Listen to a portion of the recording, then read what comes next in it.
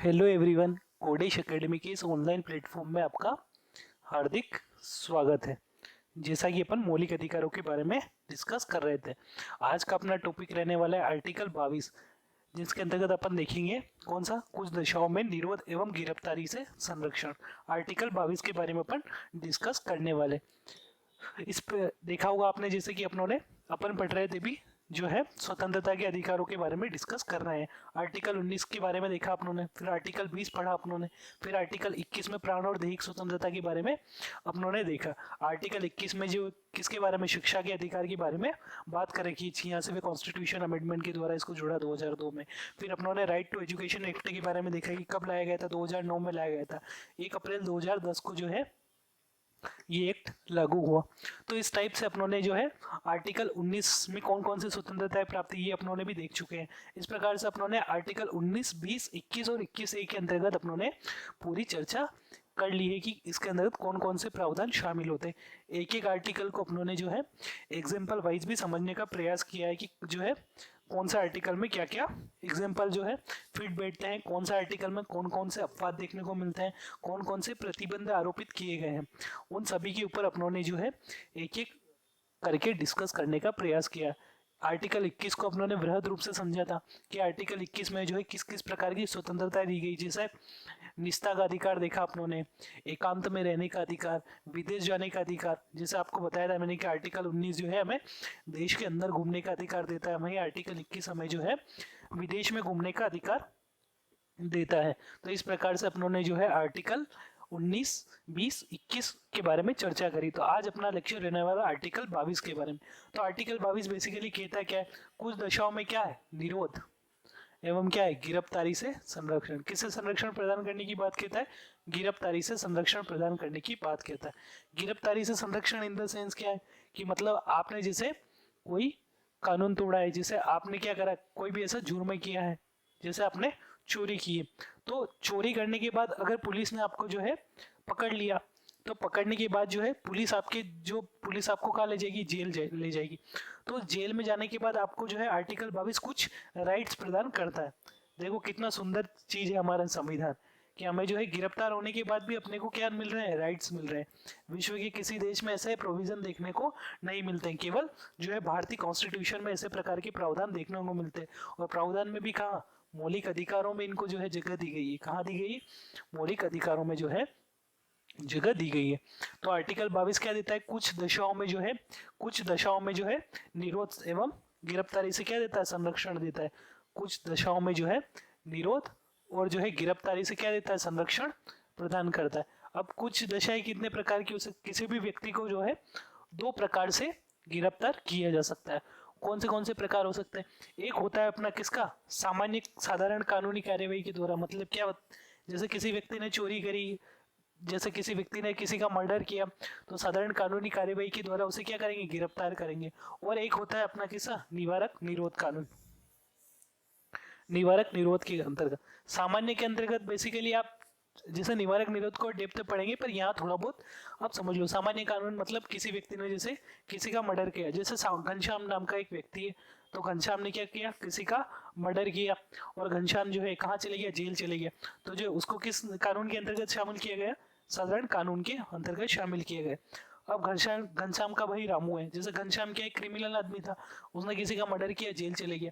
अब घनश्याम का भाई रामू है, तो रामू क्या कर रहा है, पुलिस को शक है, क्या है, पुलिस को शक है कि रामू जो क्या करेगा, अपने भाई जैसे ही गिरफ्तार हुआ, इसके क्या करेगा, ये अपने चमचों को इकट्ठा करेगा और जो है दंगे भड़काने का प्रयास करेगा। कौन, रामू करेगा।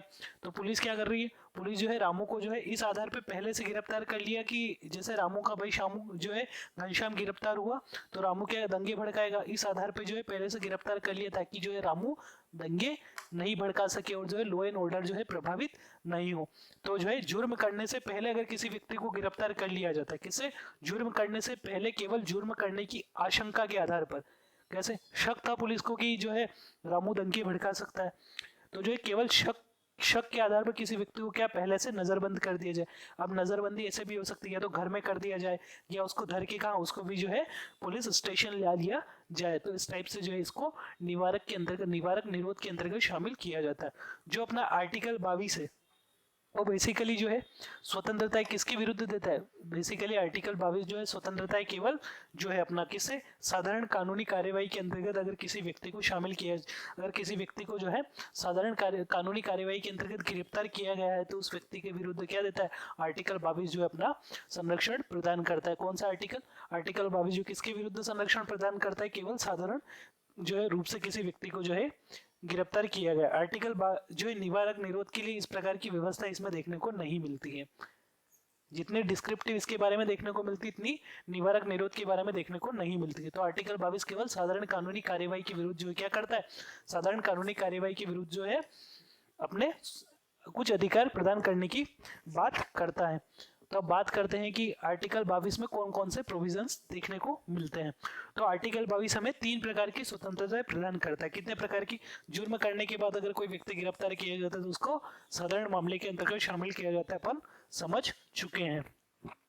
तो अब बात करते हैं कि आर्टिकल 22 कौन कौन से व्यक्ति को जो है अधिकार बताए, जो है कौन कौन से राइट प्रदान करता है। आर्टिकल 22(1) कौन सा, आर्टिकल 22(1) तो आर्टिकल 22(1) क्या करता है, किसी भी व्यक्ति को ये अधिकार प्रदान करता है कि अगर जैसे मान लो घनश्याम है तो घनश्याम को जो है मर्डर के आरोप में धर लिया गया, जैसा कि अपन ने पहले एग्जाम्पल के तौर पे समझे।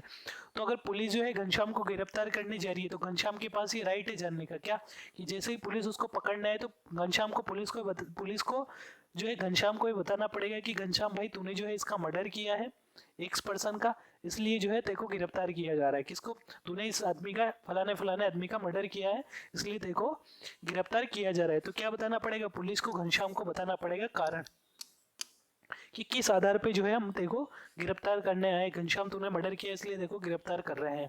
तो जो है कारण बताने का अधिकार दिया जाता है। जैसे मान लो कि कोई भी पुलिस, आपने कोई क्राइम किया है, अगर पुलिस ने क्राइम किया है तो पुलिस को आपको कारण बताना पड़ेगा कि और पुलिस आपको धरने आ रही है तो पुलिस क्या बताएगी कि तूने जो है ये जो है जुर्म किया इसलिए तेरे को जो है क्या धरा जा रहा है।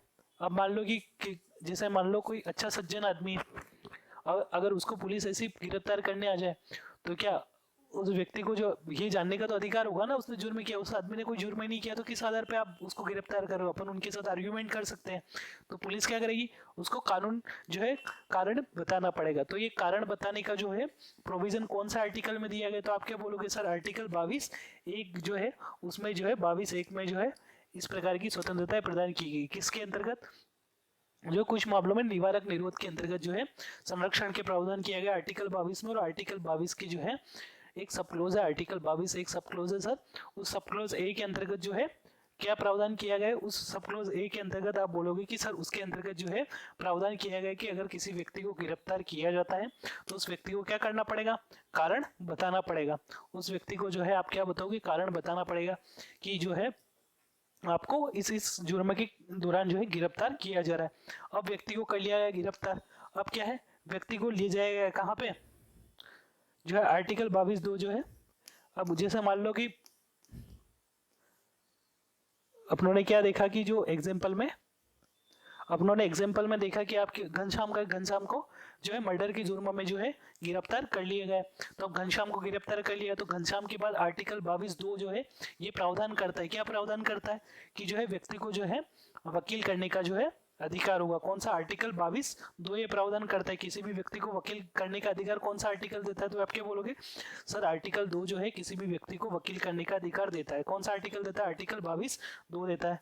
क्या बोलोगे, आर्टिकल 22(2) किसी भी व्यक्ति, जैसे कि आपने कसाब वाला मामला सुना होगा जिसमें अजमल कसाब को जो है वकील करने की स्वतंत्रता दी गई। उसको भी जो है अगर उसके पास वकील करने की स्वतंत्रता थी इसीलिए तो गवर्नमेंट ने खुद उसके लिए हायर किया वकील।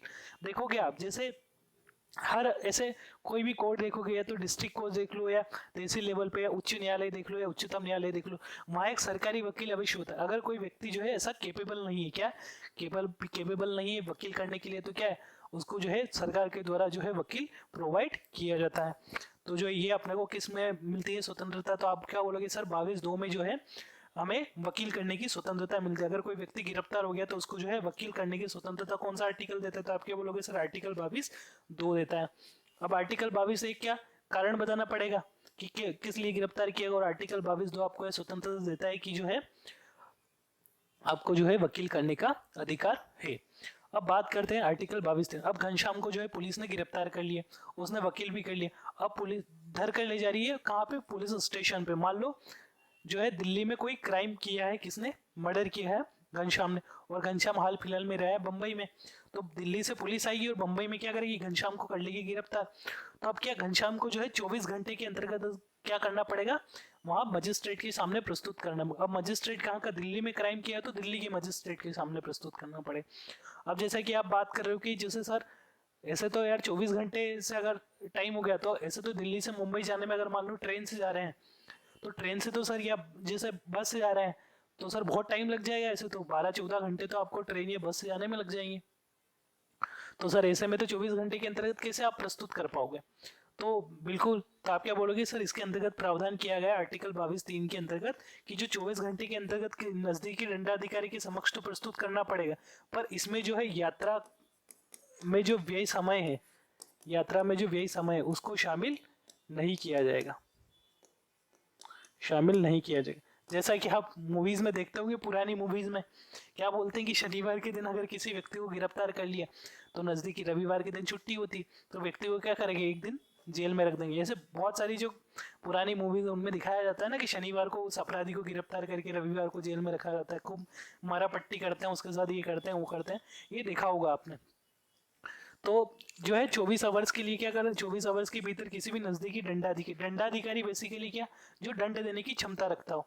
जैसे कोई भी मजिस्ट्रेट हो गया, तो मजिस्ट्रेट सजा देने की क्षमता रखता है ना, तो उनको जो है दंडाधिकारी से तात्पर्य ऐसे व्यक्ति से होता है जो क्या है, दंड देने की क्षमता रखता हो। तो दंडाधिकारी के समक्ष क्या करना पड़ेगा, प्रस्तुत करना पड़ेगा। कितने घंटे के अंतर्गत, तो आप क्या बोलोगे सर, 24 आवर्स के अंतर्गत शामिल करना पड़ेगा। और 24 आवर्स में आप क्या बोलोगे सर, 24 आवर्स में जो है तो यात्रा व्यय को शामिल किया जाएगा। तो आप क्या बोलोगे, नहीं सर 24 आवर्स में जो है यात्रा का जो समय है उसको शामिल नहीं किया जाएगा। एम लक्ष्मीकांत किताब में जो है यात्रा व्यय को शामिल, यात्रा में जो व्यय समय है उसको शामिल करने की जो ऐसा लिखा हुआ है कि जो 24 घंटे के अंतर्गत यात्रा में जो समय व्यय हुआ है उसको भी शामिल किया जाता है। हालांकि उसमें ये लाइन गलत लिखी है, उसमें जो है सुधार कर लेना अगर आपके पास किताब हो तो। उसका सही प्रावधान क्या है, सही है कि यात्रा व्यय को शामिल नहीं किया जाता है। ये एग्जाम में पूछा भी जाता है कि जो है अगर किसी व्यक्ति को जो है गिरफ्तार किया जाता है तो 24 घंटे के अंतर्गत उसको दंडाधिकारी के समक्ष प्रस्तुत किया जाता है, तो क्या उसमें यात्रा व्यय को शामिल किया जाता है। उसमें ऑप्शन दिएगा किया जाता है, नहीं किया जाता, तो आपका राइट आंसर क्या होगा, नहीं किया जाता है, नहीं किया जाता है। तो ये अपनों ने देख लिया कि साधारण मामले में अगर कोई व्यक्ति गिरफ्तार होता है तो उसके पास कितने राइट होते हैं, 3 मामले होते हैं। सबसे पहले तो क्या, उसको गिरफ्तार अगर किया जा रहा है तो उसको सबसे पहले तो कारण बताना पड़ेगा। कारण क्या बताना पड़ेगा कि भाई तेरे को इस मामले में इस जुर्म में गिरफ्तार किया जा रहा है। आर्टिकल 20(2) क्या कहता है, आर्टिकल 20(2) कहता है कि जो है वकील करने की स्वतंत्रता के बारे में कहता है कि आपको जो है वकील करने की स्वतंत्रता है। उसके बाद आर्टिकल जो है अपना 20(3) किस बारे में बात करता है, आर्टिकल 20(3) जो है ये बात करता है कि 24 घंटे के अंतर्गत उस व्यक्ति को जो है किसी भी नजदीकी दंडाधिकारी के समक्ष जो है प्रस्तुत करना पड़ेगा। क्या करना पड़ेगा, कोई भी दंडाधिकारी है अगर तो उसके अंतर्गत उसको जो है उसके सामने प्रस्तुत करना पड़ेगा। कितने समय में, तो आप क्या बोलोगे सर, 24 घंटे के अंदर अंदर किसी भी व्यक्ति को जो है उस दंडाधिकारी के समक्ष प्रस्तुत करना पड़ेगा। तो ये आर्टिकल जो है ये प्रावधान किस में कर रखा है, ये प्रावधान कर रखा है आर्टिकल 22(3) में। ये प्रोविजन करने देखने को मिलता है। कौन सा, आर्टिकल 22(3) में कि नजदीकी दंडाधिकारी के समक्ष उस व्यक्ति को क्या करना पड़ेगा, उस व्यक्ति को जो है प्रस्तुत करना पड़ेगा। तो ये अपनों ने देख लिया है कि कौन से इसके अंतर्गत प्रावधान देखने को मिलते हैं। तो ये अपन देख चुके हैं कि साधारण कानूनी मामलों में ये 3 अधिकार किसी भी व्यक्ति के पास होते हैं। अब चलते हैं इसके आगे। इसके आगे मतलब बात करते हैं इसके अपवादों के बारे में कि किस व्यक्ति को ये अधिकार प्राप्त नहीं होंगे। तो सबसे पहला तो है ऐसा व्यक्ति जो कौन सा है, विदेशी व्यक्ति। मान लो कोई व्यक्ति विदेश से आया, जैसे विदेशी व्यक्ति कोई है तो उसको इस टाइप की जो है अधिकार प्राप्त नहीं होंगे। मान लो कोई अमेरिका से कोई व्यक्ति जो है आया तो इलीगल रूप से घुस के आया है, या मान लो इलीगल या लीगल रूप से पासपोर्ट या वीजा के तहत भी अगर कोई व्यक्ति जो है घूमने आया और उसने जो है भारत में आकर कोई क्राइम कर दिया, तो जो आर्टिकल 22 में अपनों ने देखा था ना कि कारण बताना पड़ेगा। दूसरी चीज है उसको जो है कौन सा, वकील करने का अधिकार है, 24 घंटे के अंदर मजिस्ट्रेट के सामने पेश करने का अधिकार। तो इस टाइप की जो अधिकार है वो किसको प्राप्त नहीं होंगे, विदेशी व्यक्ति को प्राप्त नहीं होंगे। दूसरा किसको प्राप्त नहीं होंगे, दूसरा जो है निवारक निरोध कानून के अंतर्गत अगर किसी व्यक्ति को शामिल किया जाता है, किसके अंतर्गत? निवारक निरोध के अंतर्गत। निवारक निरोध के अंतर्गत अगर किसी व्यक्ति को शामिल किया जाता है, निवारक निरोध के अंतर्गत अगर किसी व्यक्ति को शामिल किया जाता है तो उसको जो है आर्टिकल 22 के तहत जो स्वतंत्रता प्रदान की गई वो प्राप्त नहीं होगी। कौन सी? कारण बताना, वकील करना और इस टाइप की जो स्वतंत्रता है जो आर्टिकल 22 में दी गई है, इस प्रकार की स्वतंत्रताएं जो है किसी भी व्यक्ति को प्राप्त नहीं हुई जिसको निवारक निरोध कानून के अंतर्गत जो है गिरफ्तार किया गया है। किसके अंतर्गत? निवारक निरोध के अंतर्गत। और किसको प्राप्त नहीं होगी? जो विदेशी व्यक्ति है, अगर कोई विदेश से घूमने आया और उसने अगर भारत में क्राइम कर दिया तो उसको भी इस टाइप की जो है स्वतंत्रताएं प्राप्त नहीं होगी। अब बात करते हैं सबसे पहले निवारक निरोध कानून होता क्या है, ये निवारक निरोध जो जुर्म होता क्या है। मन में तो यही प्रश्न आ रहा होगा कि सर आपने ये तो, हालांकि अपन इसके ऊपर चर्चा कर चुके हैं। निवारक निरोध क्या है? जैसे एग्जांपल वो मैंने दिया था कि शामू ने जो है घनश्याम ने जो है मर्डर कर दिया, जेल चले गया। अब पुलिस को शक है कि उसका शाम जो है घनश्याम का भाई कौन? रामू क्या कर सकता है? अपने टच पंचरो जो है उसके अनुयायी जो है, अनुयायी इन द सेंस कि उसके जो भी लोग हैं उससे मिलने वाले हैं, उसने जिन लोगों को खिला पिला के इतने दिन से मोटा कर रखा है कि तुम जो है काम आना। जैसे पुरानी पिक्चरों में अपन देखते कि नहीं देखते हैं कि मतलब जैसे कोई बड़ा गुंडा गिरफ्तार हो जाता है तो उसका छोटा भाई रहता है, उसके जो अंटर पंटर रहते हैं वो क्या करते हैं? इकट्ठे होते हैं और इकट्ठे होकर क्या करते हैं? लॉ एंड ऑर्डर प्रभावित करते हैं। उसके बाद दंगे भड़काते हैं, जिससे क्या करते हैं? दंगे की आड़ में क्या करने की कोशिश करते हैं? वो जो है जो गुंडा होता है जिसको गिरफ्तार किया गया होता है उसको छुड़ाने की कोशिश करते हैं। ये देखा होगा आप लोगों ने। तो पुलिस क्या करेगी? जो है अपना रामू है, देख लिया घनश्याम गिरफ्तार हो गया, रामू इस प्रकार की जो है कार्यवाही कर सकता है, तो पुलिस क्या करेगी? रामू को इस शक के आधार पर पहले से धर लेगी कि जो है रामू जो है दंगे भड़काने वाला है। तो शक के आधार पर क्या कर सकती है? पहले से धर लेगी। जैसा कि आर्टिकल 22(1) और 22(2) में जो है प्रावधान है कि व्यक्ति को कारण बताना पड़ेगा कि क्यों उसको पकड़ा गया। वकील करने का अधिकार इसके अंतर्गत प्रदान नहीं किए जाएंगे, अपन डिस्कस कर चुके हैं। तो जुर्म करने से पहले अगर किसी व्यक्ति को गिरफ्तार किया जाता है तो उसको किस नाम से जाना जाता है? उसको जाना जाता है निवारक निरोध के अंतर्गत जो है उसको शामिल किया जाता है कि इस व्यक्ति को जो है निवारक निरोध कानून के अंतर्गत जो है क्राइम करने से पहले गिरफ्तार कर लिया गया है। अब बात करते हैं किसकी?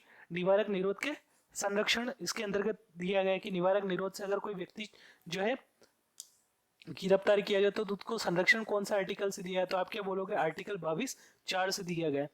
दो चीजें मान लो, ऐसे समझो, साधारण कानून से अगर कोई व्यक्ति गिरफ्तार किया जाता है साधारण कानून से, तो उसको जो है आर्टिकल 22(1), आर्टिकल 22(2) और आर्टिकल 22(3) के अंतर्गत स्वतंत्रता प्राप्त। जैसे व्यक्ति को कारण बताना पड़ेगा, वकील करने का अधिकार, और जो है 24 आवर्स के अंतर्गत जो है मजिस्ट्रेट के अंतर्गत शामिल करना पड़ेगा। निवारक निरोध से अगर कोई व्यक्ति शामिल जो है व्यक्ति को जो है गिरफ्तार किया जाता है तो उसको इस टाइप की स्वतंत्रताएं प्राप्त नहीं है, उसको जो है स्वतंत्रताएं मिलती है आर्टिकल 22(4) के तहत। कौन सा? आर्टिकल 22(4) में। अब कौन कौन सी स्वतंत्रताएं मिलती है इनके ऊपर डिस्कस कर लेते हैं कि निवारक निरोध से अगर कोई व्यक्ति जो है गिरफ्तार किया जाता है तो उनको कौन कौन सी स्वतंत्रताएं मिलती है। सबसे पहले उस व्यक्ति को जो है अगर किसी व्यक्ति को जैसे जो है घनश्याम के भाई जो है रामू को इस बेसिस पे जो है गिरफ्तार किया गया, जिस पे गिरफ्तार किया गया कि वो जो है दंगे भड़का सकता है, तो दंगे भड़काने के हिसाब से उसको गिरफ्तार कर लिया गया। तो अब रामू को अधिकतम कितने दिनों तक जो है रखा जा सकता है? किसमें? रामू को अधिकतम जो है कितने दिनों तक जो है कोर्ट में रखा जा सकता है? तो रामू भाई साहब को अधिकतम कितने? 3 माह के लिए। कितने माह के लिए? 3 माह के लिए अधिकतम जो है कोर्ट में रखा जा सकता है। कितने महीने के लिए? अधिकतम जो है 3 माह के लिए। 3 माह के लिए कोर्ट में जो है पुलिस हिरासत में रख सकती है। किसमें? पुलिस अपनी हिरासत में रख सकती है। अधिकतम कितने समय के लिए? जो है 3 महीने के लिए अधिकतम जो है पुलिस अपनी हिरासत में रख सकती है। किसको? रामू को। अगर मान लो कि 3 महीने बाद भी पुलिस को ये आशंका है कि रामू जो है 3 माह के पश्चात भी अभी भी उसका भाई घनश्याम जेल में है, इसी बीच फैसला आ गया कि घनश्याम को फांसी देने वाली, तो इसके रामू के 3 महीने भी पूरे हो गए। अब जो है पुलिस को डर है कि जो है 3 महीने भी पूरे हो गए, अब रामू छूट जाएगा और क्या करेगा? दंगे भड़काएगा पुनः। तो क्या करेगा? दंगे भड़काएगा। तो इसके लिए भी एक स्पेशल प्रोविजन कर रहा है कि 3 माह की बात तो छूट जाएगी, इसके लिए एक प्रोविजन कर रखा है। इसके लिए प्रोविजन कर रखा है कि अगर 3 महीने से अगर किसी व्यक्ति को ज्यादा सजा देनी है, कितने? 3 महीने से अगर किसी व्यक्ति को ज्यादा सजा देनी है तो उसके लिए क्या करना पड़ेगा? एक सलाहकार बोर्ड होगा, उस सलाहकार बोर्ड अगर परमिशन दे देगा, किसकी? सलाहकार बोर्ड अगर परमिशन दे देगा तो उस परमिशन की बेसिस पर आप क्या कर सकते हो? इस 3 माह को और बढ़ा सकते हो। अगर सलाहकार बोर्ड को अगर आप कन्विंस कर देते हो कि ये कारण है, इसलिए हम रामू को नहीं छोड़ सकते, इसलिए इस व्यक्ति को नहीं छोड़ सकते हैं, तो अगर सलाहकार बोर्ड ने आपको परमिशन दे दी कि ठीक है, हम आपको जो आपने जो कन्विंस किया है उस कन्विंस के कारण क्या है, उस कन्विंस से हम सहमत हैं, और जो है ठीक है, मान ली हमने आपकी बात की, उस कन्विंस से हम सहमत हैं, तो ये क्या करेंगे, ठीक है, आपको जो है 3 माह से अधिक समय तक इसको जो है निवारक निरोध कानून के अंतर्गत नजरबंदी के अंतर्गत रखने का हम ऑर्डर दे देते हैं। तो अगर इससे ज्यादा की हो तो सलाहकार बोर्ड में पहले परमिशन लेनी पड़ेगी, किसकी, सलाहकार बोर्ड की। अब आपके मन में आता होगा कि सर ये तो ठीक है कि सलाहकार बोर्ड से अपन को परमिशन लेनी पड़ेगी, पर सर ये भी बता दीजिए कि सलाहकार बोर्ड में शामिल कौन कौन होगा। तो सलाहकार बोर्ड में जो है व्यवस्था कर रखी कि जो उच्च न्यायालय के न्यायाधीश होते हैं, किसके, हाई कोर्ट के जो न्यायाधीश होते हैं वही किसमें शामिल हो सकते हैं, हाई कोर्ट के जो न्यायाधीश होंगे सर वही जो है इसके अंतर्गत शामिल होंगे, किसके अंतर्गत, सलाहकार बोर्ड में शामिल होंगे। तो अगर प्रश्न पूछा जाए कि जो है जो निरोध कानून के अंतर्गत अगर सलाहकार बोर्ड जो है उसमें किस न्यायालय के न्यायाधीश शामिल होते हैं, अगर ऑप्शन में दे दिए जाए उच्चतम न्यायालय और एक दे दिए जाए उच्च न्यायालय, तो आपका आंसर क्या होगा, आपका आंसर होगा सर उच्च न्यायालय। उच्चतम न्यायालय के सदस्य शामिल होते हैं, न्यायाधीश नहीं होते। क्यों नहीं होते, क्योंकि प्रोविजन ही कर रखा है कि हाई कोर्ट के जो है जज इसके अंतर्गत शामिल होंगे, किसके, हाई कोर्ट के जज इसके अंतर्गत शामिल होंगे। ये अपनों ने देख लिया कि कौन से जो है सदस्य इसके अंतर्गत शामिल होंगे। तो इसमें कौन से सदस्य शामिल होंगे, तो आप क्या बोलोगे, सर इसके अंतर्गत जो है निवारक निरोध के अंतर्गत कोई भी कानून बनाया जाता है तो उसके अंतर्गत जो है कौन शामिल होंगे, तो आप क्या बोलोगे, सर जो है इसके अंतर्गत जो है सलाहकार बोर्ड होगा, और सलाहकार बोर्ड में जो है हाई कोर्ट के जज ही शामिल हो सकते हैं, किसके जज, हाई कोर्ट के जज शामिल होंगे। ठीक है, इस प्रकार अपनों ने देख लिया। इसके अंतर्गत जैसे ही अपन आगे बढ़ते जाते हैं, एक क्लोज आता है आर्टिकल 22(7), कौन सा, आर्टिकल 22 का जो है सब क्लोज 7 आता है। इस आर्टिकल 22 के सब क्लोज 7 में कहा गया है कि निवारक निरोध के लिए कानून बनाने की शक्ति किसके पास है, संसद के पास भी, और किसके पास है, विधानमंडल, दोनों जो है आर्टिकल 22(7) का प्रयोग करके क्या कर सकते हैं, निवारक निरोध के अंतर्गत जो है कोई भी विधि बना सकते हैं। तो पूछा जाएगा कि आर्टिकल जो है 22(7) के अंतर्गत जो है निवारक निरोध के बारे में जो है कानून बनाने या नियम या विधि बनाने का अधिकार किसको प्राप्त है, तो क्या बोलोगे, सर आर्टिकल जो है 22(7) जो है संसद को भी ये स्वतंत्रता देता है कि आप निवारक निरोध के लिए जो है के खिलाफ जो क्या कर सकते हो, निवारक निरोध के लिए जो है कानून बना सकते हो। और आर्टिकल 22(7) के अंतर्गत संसद को दिया गया और विधानमंडल को भी ये पावर दी गई है, संसद और विधानमंडल दोनों क्या कर सकते हैं, निवारक निरोध के लिए जो है सर कानून बना सकते हैं। तो इस प्रकार अपनों ने क्या क्या देख लिया, अभी तक रिवाइज कर लेते हैं। जैसे आर्टिकल 22 अपनों ने देखा कि निवारक निरोध के लिए जो है गिरफ्तारी के विरुद्ध संरक्षण प्रदान करता है। आर्टिकल 22(1) में जो है किसी भी व्यक्ति को गिरफ्तार क्यों किया गया है कारण बताना पड़ेगा। आर्टिकल जो है 22(2) क्या क्या वकील निकालने के अधिकार के बारे में दिएगा। और आर्टिकल 22(3) में जो है किसके बारे में प्रावधान कर रखा है, आर्टिकल 22(3) में जो है प्रावधान कर रखा है अपना, आर्टिकल 22(3) में जो है प्रावधान कर रखा है कि 24 घंटे के भीतर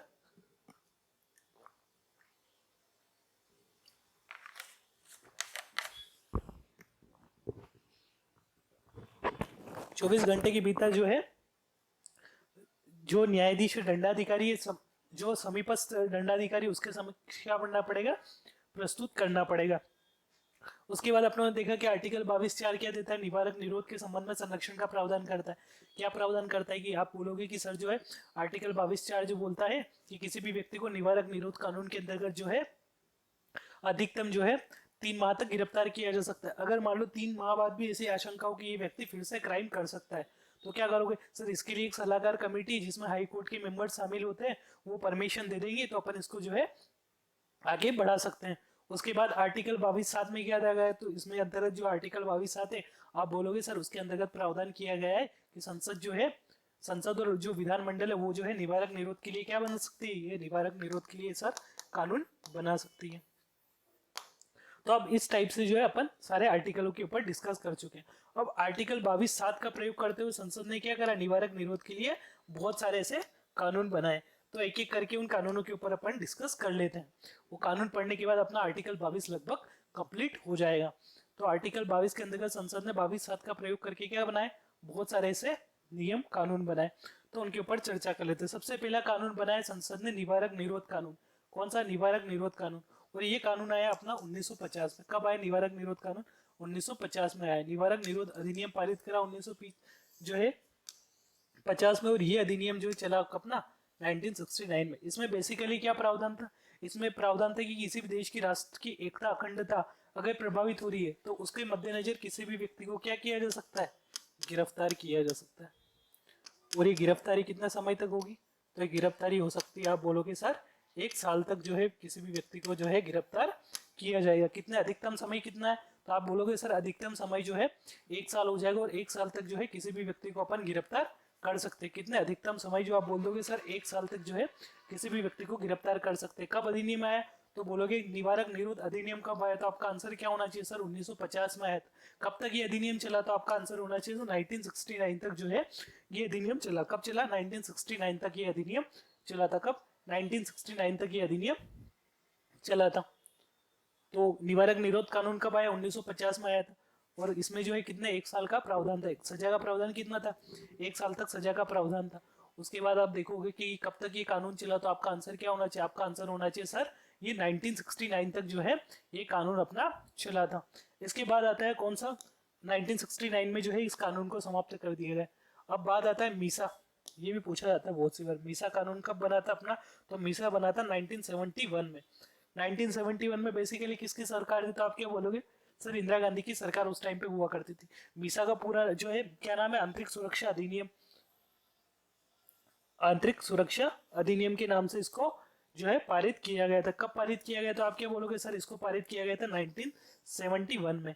कब पारित किया गया था, तो आप क्या बोलोगे सर 1971 में इसको जो है पारित किया गया था। कब पारित किया गया था, तो आप क्या बोलोगे सर 1971 में पारित किया था। हालांकि जो है इसके बाद आपको पता हुआ 1975 में जो है आपातकाल लगा दिया इंदिरा गांधी। तो उस टाइम पे जो है मीसा एक्ट जो था इसका बहुत ज्यादा मिसयूज हुआ। इसमें जो है राष्ट्रीय एकता अखंडता के मद्देनजर किसी भी व्यक्ति को क्या कर सकते थे, 1 साल तक जो है कैद में रख सकते थे।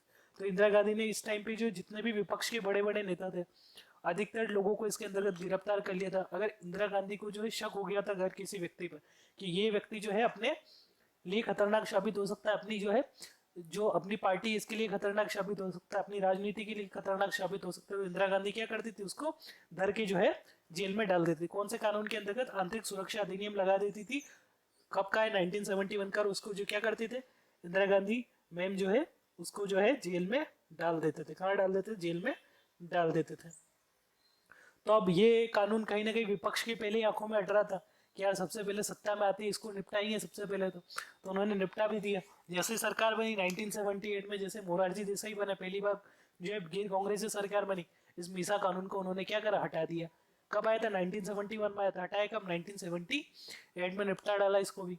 तो कौन कौन से कानून देख लिए अपने, निवारक निरोध अधिनियम 1950 का कब तक चला, 1969 तक चला। उसके बाद आप बोलोगे सर कौन सा कानून आया, तो आप बोलोगे सर उसके बाद आया मीसा कानून आया। मीसा आंतरिक सुरक्षा अधिनियम आया। ये कब आया था, तो आप बोलोगे सर 1971 में। और कब तक चला, तो ये आप बोलोगे 1978 तक अपना ये चला था।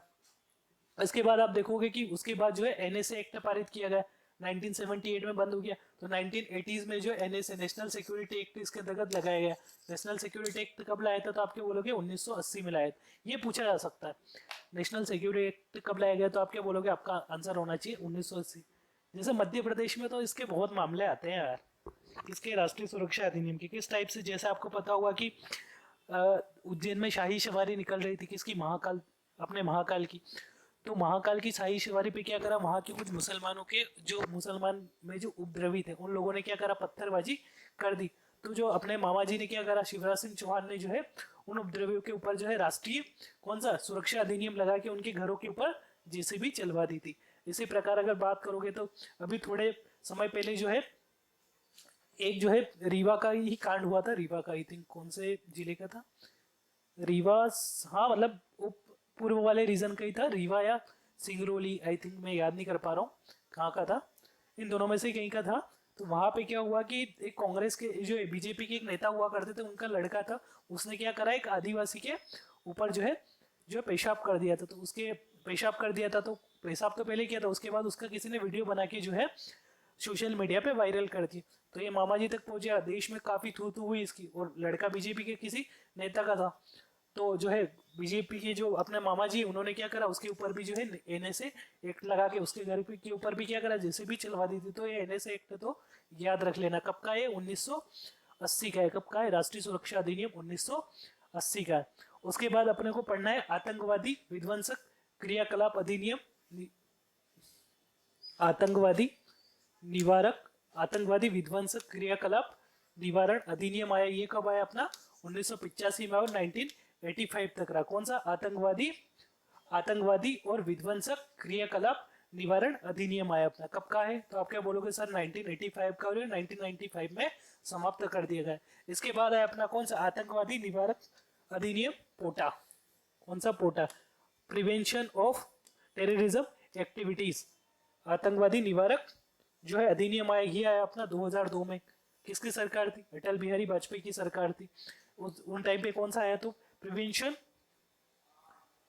ऑफ टेररिज्म एक्ट आया, पोटा एक्ट। उसके बाद जो 2004 में आपको बताओ मनमोहन सिंह की सरकार बनी कांग्रेस की, तो इन्होंने अपने जो है मैनिफेस्टो में और बहुत सारी चुनावी घोषणाओं में ये भी कहा था कि हमारी सरकार जिस सत्ता में आती है हम सबसे पहले इस पोटा एक्ट को हटा देंगे। तो इन्होंने जिस सरकार में आए और इन्होंने क्या करा, इस पोटा एक्ट को जो है एबोलिश कर दिया या हटा दिया। कब हटा, 2004 में हटा था। तो कौन कौन से देख लिया अपनों ने, सबसे पहले निवारक निरोध अधिनियम देख लिया 1950 का। उसके बाद देखा अपनों वीसा एक्ट देखा 1971 का। इसके बाद देखा अपनों एनएसए देखा, एनएसए 1980 का। उसके बाद आतंकवादी और विध्वंसक क्रियाकलाप निवारण अधिनियम 1985 देख लिया। इसके बाद अपनों देखा आतंकवाद और आतंकवादी निवारक अधिनियम 2002 पोटा एक्ट देखा। कब का है अपना 2002 का, जिसे 2004 में समाप्त कर दिया था। अभी एक और एक्ट पढ़ना है अंतिम, AFSPA। इसका पूरा नाम क्या होता है, ए से होता है arm force special power act. क्या, ए से armed force special power act, AFSPA armed force, F का फोर्स, एस का स्पेशल पावर एक्ट। कब लाया गया था, आप क्या बोलोगे सर इसको लाया गया था अपना 1958 में। कब लाया गया था 1958। पूर्वोत्तर में बहुत सारे ऐसे जहाँ पे ये अपस्पा कानून लागू किया गया। इसमें जो है जो अपने जो सैनिक लोग हैं, जो स्पेशल सैनिक लोग हैं, फोर्स जो है आर्मर्ड फोर्स जो सैनिक है, उनको क्या है स्पेशल पावर्स इसके अंतर्गत मिलती हैं कि जैसे आप किसी भी घर में घुस सकते हो, किसी की भी जांच कर सकते हो। जैसे इस टाइम किसी की भी घर में घुस सकते हो, किसी को भी व्यक्ति को शक के आधार पर गिरफ्तार कर सकते हो, किसी भी व्यक्ति से पूछताछ कर सकते हो। इस टाइप के इसमें जो है कुछ अधिकार जो है सैनिकों को मिलता है।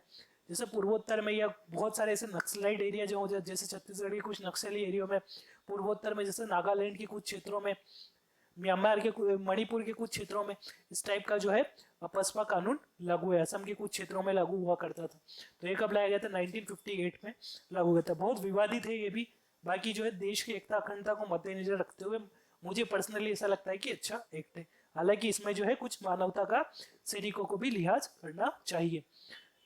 ठीक है, इस प्रकार अपनों ने जो आर्टिकल जो है 22 के बारे में एक एक करके सारे प्रोविजनों के ऊपर चर्चा कर ली। किसके ऊपर, एक एक करके सारे प्रोविजनों के ऊपर अपन और चर्चा कर लिए कि क्या होता है। सबसे पहले तो आर्टिकल 22 में दिया क्या है, तो इसके ऊपर अपनों ने देखा कि आर्टिकल 22 कुछ दशाओं में निरोध और गिरफ्तारी से संरक्षण देता है। इसके अंदर साधारण कानूनी मामलों के अंदर कौन सी स्वतंत्रता प्राप्त होती है, निरोधक कानून मामलों में कौन सी प्राप्त होती है, क्या होता है निरोधक कानून, इसके अंतर्गत जो है कौन कौन से एक्ट बनाए गए, इन सभी के ऊपर अपनों ने डिस्कस कर लिया है।